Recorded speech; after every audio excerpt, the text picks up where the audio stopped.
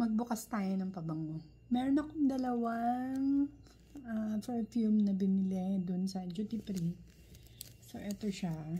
Nilis ko na yung kanyang plastic sa ibabaw para madaling buksan. So, ayan siya. Isang Coco and isang Chance. Ito yung buksan natin, yung Coco. Nagkaroon na ako dati nito, siguro mga 10 years ago yata. Ang tagal na kasi nito eh. And ang binili ko noon is 200 ml. Ang laki ng bote niya. And hindi ko siya masyadong gusto kasi siguro dahil medyo mas bata pa ako noon and hindi ko pa masyadong na-appreciate yung amoy nito. Pero ngayon, nung bumili ako uli, parang nag-iba yung kulay niya. Mas dark kasi yung dati. Natanda ko pa. So, ngayon parang malabnaw yung kulay niya. So, ayan siya. Coco Chanel EDP. Ayan yung ilalim niya. Ito is 100 ml. So, ayan yung likod. Talagang tanda ko is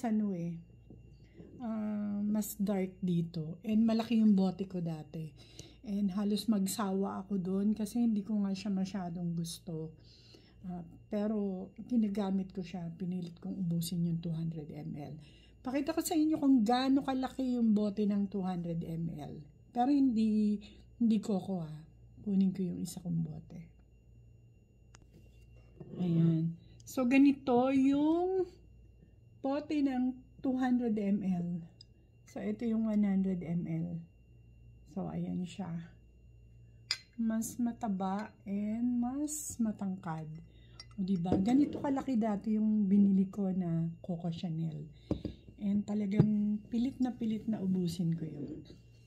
Siguro naubos ko yun mga 1 year. 1 year mahigit. And, yun nga, napansin ko, iba na yung kulay niya. So, ayan siya. Try natin. Hindi ko pa siya na-spray ulit eh. Naamoy ko lang siya sa store. And gusto ko siya. And yes, mas appreciate ko yung amoy niya ngayon. Kaya lang mas watered down siya kaysa dati. Ang tapang yung una. Pero kung hindi iniba yung formula nito, malamang magustuhan ko rin. So, ayan siya. And, lalagay ko yung notes dito sa likod. Gumawa na ako ng mga sticker. Ayan. Yung Coco Chanel EDP. Kasi gusto ko na notes yung mga perfume. May notes sa likod. So, ayan siya. Ayan. Meron na. And, pwede ko na siyang i-display. Ayan. Diba? Ang bango niya. Yes. Ang bango niya. Gusto ko na yung amoy niya ngayon. Kesa sa dati. Siguro sa age din and mas matapang din yun.